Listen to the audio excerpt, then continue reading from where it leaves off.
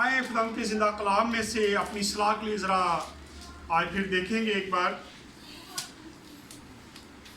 यशाया 66 बाब। ये तमाम मैसेज जो है मैं दे चुका हूँ, ये मैसेज आकर हम रिपीट कर रहे हैं। आए खुदा के ज़िंदा कलाम में से ज़रा देखेंगे यशाया 66 बाब और उसकी 4 आयत को पढ़ने लगा हूँ मैं। 780 नंबर पेज है। खुदा के ज़िंदा कलाम में कुछ इस तरह मरकूम है, मैं भी उनके लिए आफतों को चुन लूँगा और जिन बातों से वो डरते हैं उन पर लाऊंगा, क्योंकि जब मैंने पुकारा तो किसी ने जवाब ना दिया, जब मैंने कलाम किया तो उन्होंने ना सुना, बल्कि उन्होंने वही किया जो मेरी नज़र में बुरा था और वो चीज़ पसंद की जिससे मैं खुश ना था। खुदा के ज़िंदा कलाम का पढ़ा और सुना जाना हम सब के लिए बरकत का वसीला बने। आमीन। खुदा का शुक्र हो। यहाँ बड़ी भेद की बातें हैं कि खुदा के कलाम में यहाँ पर भी सख्त अल्फाज इस्तेमाल किए गए हैं। लिखा है मैं उनके लिए आफतों को चुन लूँगा। और बेशक खुदावन ने कोरोना वायरस जो है एक वायरस है, ये जानलेवा वायरस है, इसको खुदा ने चुन लिया है दुनिया के लिए, तमाम बनी नौ इंसान के लिए जो भटक गए थे, जो उसके हुक्मों को नहीं मान रहे थे। खुदा के कलाम में लिखा है मैं भी उनके लिए आफतों को चुन लूँगा। और सो खुदा को पसंद आया है कि खुदा ने कोरोना वायरस को चुना है। अभी तक कोरोना वायरस के बारे में बहुत सारी बातें गर्दिश में हैं। कुछ लोग कहते हैं कि चाइना ने कोई वायरस ये बनाया था, उन्होंने एक तजर्बा किया, उन्होंने इसका एक एंटीवायरस भी बनाया था, लेकिन अभी देखते हैं कि चाइना में कितने लोग मर गए, क्या वो एंटीवायरस काम नहीं कर पाया। लेकिन अगर चाइना ने बनाया भी है या अमेरिका ने बनाया है, जिस मुल्क ने भी ये बनाया है, अगर हम खुदा के कलाम को देखें तो ये खुदा ने खुद बनवाया था। बेशक उसने चाइना को या अमेरिका को जिस पर भी इल्ज़ाम लगाया जा रहा है, उनको शायद खुदा ने इस्तेमाल किया होगा। अगर उन्होंने बनाया तो खुदा ने जब इसको उन्होंने बना के छोड़ दिया तो उसके बाद खुदा ने इसको उनके कंट्रोल में नहीं रहने दिया, बल्कि खुदा ने इसको इस तरह फैलाया। और खुदा ने ये आफत जो थी, ये हमारी बातों की वजह से, हमारे कामों की वजह से दुनिया में जो कुछ हो रहा था आप सब जानते हैं। कितनी बदफेली बढ़ गई है, कितने लोग गुमराह हो चुके हैं, लोग ऐसी ऐसी बातें करना शुरू हो गए थे। बहुत सारे ऐसे ममालिक हैं जो अपने आप को खुदा बना बैठे थे, जो अपने आप को समझते थे कि हम खुद खुदा हैं, लेकिन ये सारा काम करके खुदा ने अपने आप को दुनिया पर जाहिर कर दिया है कि दुनिया पर सिर्फ और सिर्फ मैं वाहिद खुदा हूँ। खुदा ने साबित कर दिया है कि मैं ही इब्तिदा में था, मैं ही इंतहा में हूँ और मैं ही लास्ट तक रहूँगा। मेरे अलावा कोई मबूद नहीं है जिसकी तुम इबादत करो, बल्कि खुदावन ने ये साबित कर दिया है और खुदावन ने पूरी दुनिया पर यह जाहिर कर दिया है कि मैं फक्त खुदावंद खुदा हूँ। यहाँ हम देखते हैं कि खुदा का कलाम बताता है, लिखा है मैं भी उनके लिए आफतों को चुन लूँगा और जिन बातों से वो डरते हैं उन पर लाऊंगा। अगर दुनिया में कोई भी शख्स एक बूढ़े आदमी से या किसी बुजुर्ग माँ से या किसी बुजुर्ग किसी से भी पूछ लें तो उससे कहें कि आप मरना चाहते हैं, तो वो कभी मरना नहीं चाहेगा। वो यही कहेगा नहीं जी नहीं, मैं अभी मरना नहीं चाहता, अभी तो मैं अपने दोतों को देखना चाहता हूँ, अभी तो मैं उनकी औलाद को देखना चाहता हूँ। वो आगे से यही बात करेगा। लेकिन खुदा ने वही बात जिससे हम डरते हैं, हम मौत से डरते हैं, खुदा ने मौत को ही दुनिया पर भेज दिया है। ये वायरस ऐसा वायरस है कि जिसको लग जाता है बहुत मुश्किल है कि वो बच जाए, लेकिन ये खुदा की मर्जी होती है कि वो इंसान बच जाए। बहुत सारे लोग इस वायरस से बच भी गए हैं, लेकिन ये खुदा की मर्जी है। लेकिन ज़्यादा लोग जो हैं वो इससे हलाक ही होते हैं। इसलिए इसका डर, इसका खौफ हर बशर पर है, हर बशर पर इसका डर है। इससे लोग डरते हैं, लोग इस वायरस से घबराते हैं, लोगों को जैसे ही हम मिलते हैं देखें कि लोग बार बार हाथ धो रहे हैं, बार बार अपने कपड़े चेंज कर रहे हैं, बार बार नहा रहे हैं, ये एक खौफ है। लेकिन अगर हम खुदा से डरना शुरू कर दें, खुदावंद को पुकारना शुरू करें, जो खुदा चाहता है वो करना शुरू कर दें, तो ये वायरस हमारा कुछ भी बिगाड़ नहीं सकता। आज ज़रूरत है कि हम खुदा से डरना शुरू करें। लिखा है कि मैं वही चीज़ करूंगा जिससे वो डरते हैं।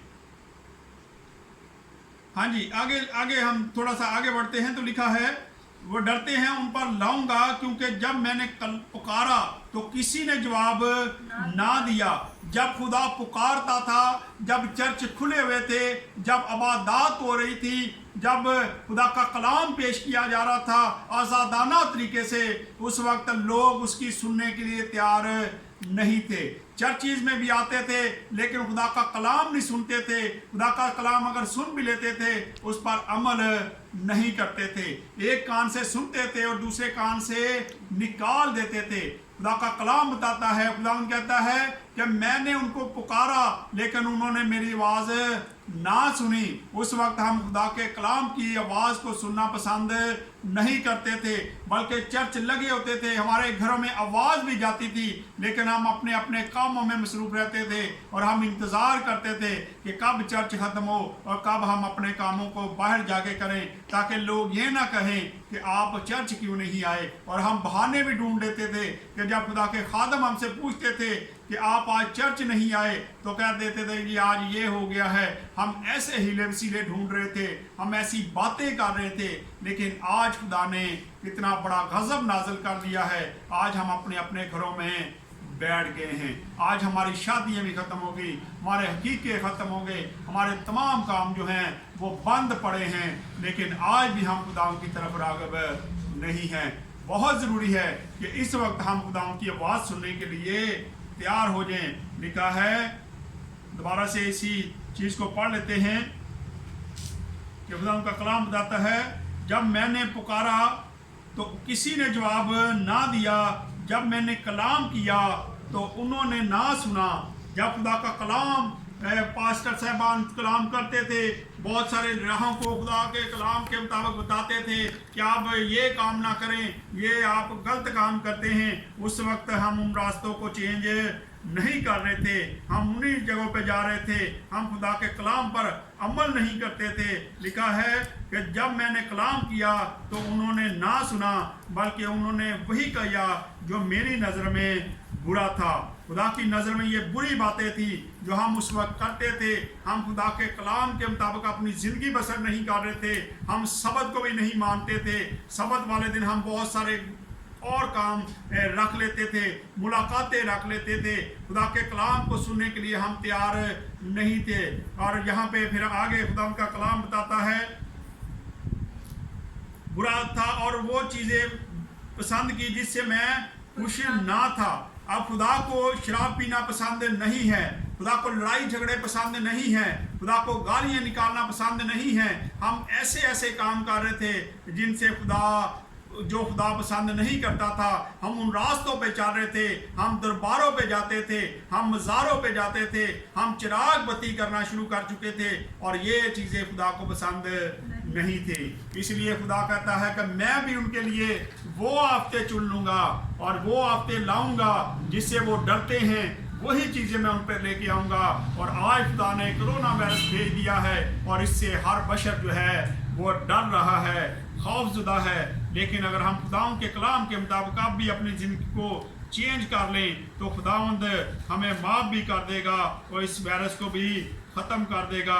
और 5 आयत को अगर पढ़ें तो लिखा है, खुदावंद की बात सुनो ऐ तुम जो उसके कलाम से कांपते हो, तुम्हारे भाई जो तुमसे कीना रखते हैं और तुम्हारे नाम की खातर तुमको खारिज कर देते हैं, कहते हैं खुदावंद की तमजीद करो ताकि हम तुम्हारी खुशी को देखें, लेकिन वही शर्मिंदा होंगे। आखिरकार खुदा के लोगों की दुआओं नहीं रंग लाना है और खुदा के कलाम के मुताबिक जब हम अपनी ज़िंदगी को चेंज करेंगे और जब हम खुदा के साथ वफादारी दिखाते रहेंगे तो आखिरकार एक वक्त आएगा कि ये वायरस खुदा के कलाम के मुताबिक खुदा के लोगों की दुआओं से ही ख़त्म होना है।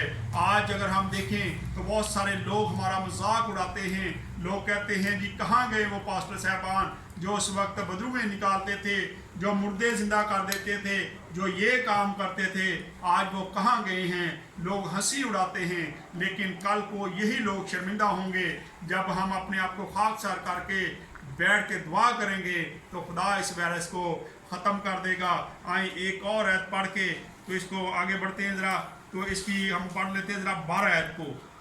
66 बाब और उसकी 12 आयत में लिखा है, क्योंकि खुदा यूँ फरमाता है कि देख मैं सलामती नहर की मानद और कौमों की दौलत असलाब की तरह उसके पास रवा करूँगा।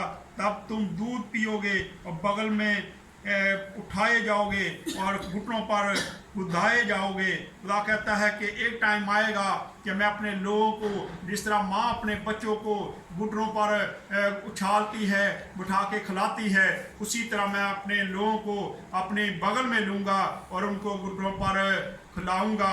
ये खुदा के कलाम की बातें हैं। लेकिन माँ जब प्यार करती है तो उसी वक्त ये सारे काम करती है। आज खुदा बेशक हमसे नाराज़ है, अगर हम खुदा के पास आ जाएंगे तो फिर खुदा ये सारे वादे पूरे करेगा। आए ज़बूर 41 और उसकी ज़रा 4 आयत पढ़ते हैं। ज़बूर 41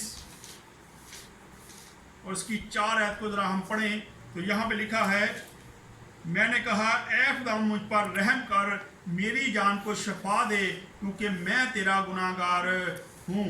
आज हम भी खुदाम से यही कहते हैं कि खुदाम तू हमें इस वायरस से बचा ले। हम खुदाम तेरे गुनाहगार हैं, क्योंकि हम गुनाह करते थे ना, हम तेरे हुक्मों को नहीं मान रहे थे खुदाम, हम तेरे वादों के मुताबिक नहीं चल रहे थे, हम तेरे कानून को भूल गए थे।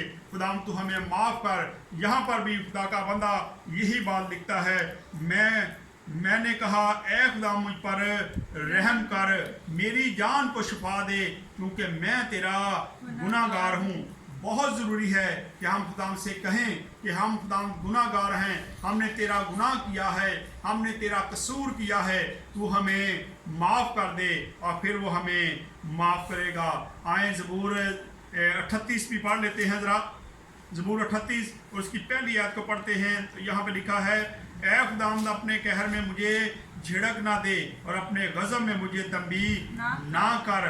बेशक खुदावंद इस वक्त तंबीह कर रहा है, उसको गुस्सा है और वो अपने गुस्से में ये सारे काम कर रहे हैं। बहुत ज़रूरी है कि हम अपने आप को पछताल करें, अपने आप को घुटनों के बल कर लें, अपने आप को खाकसार कर लें और खुदावंद से कहें कि खुदावंद हम अपनी गलती को मान चुके हैं, हम अपने गुनाहों का इकरार करते हैं जो हम जाने और अनजाने में कर देते हैं। खुदावंद तो हमारे गुनाहों को माफ़ कर दे और हम इस दुनिया से, हमारे लोगों से, हमारे मुल्क से इस वायरस को ख़त्म कर दें। खुदावंद इस कलाम के वसीला से हम सबको बरकत दे। आए अपने सरों को झुकाएंगे और दुआ करेंगे।